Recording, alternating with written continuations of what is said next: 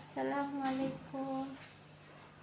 আপনি কি অনলাইনে কাজ করতে এসে ধৈর্য হারা হয়ে গেছেন?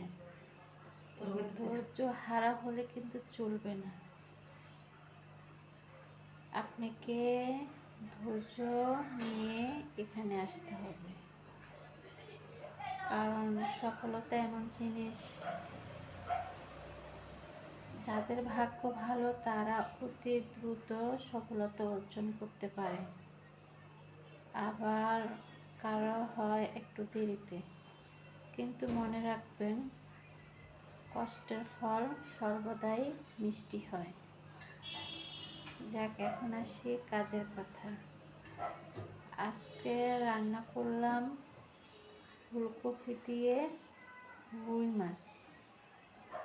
শীতকালীন সবজি যেভাবেই রান্না করা হয় সেভাবেও কিন্তু খেতে দুর্দান্ত।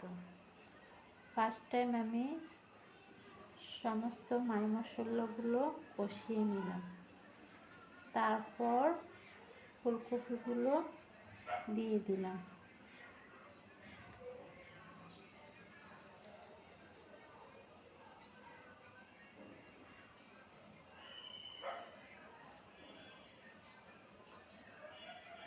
সবগুলো ফুলকপি দিয়ে ভালোভাবে,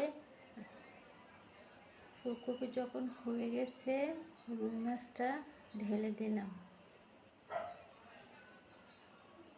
বাজার ওই মাছগুলো এখন দিয়ে দিন।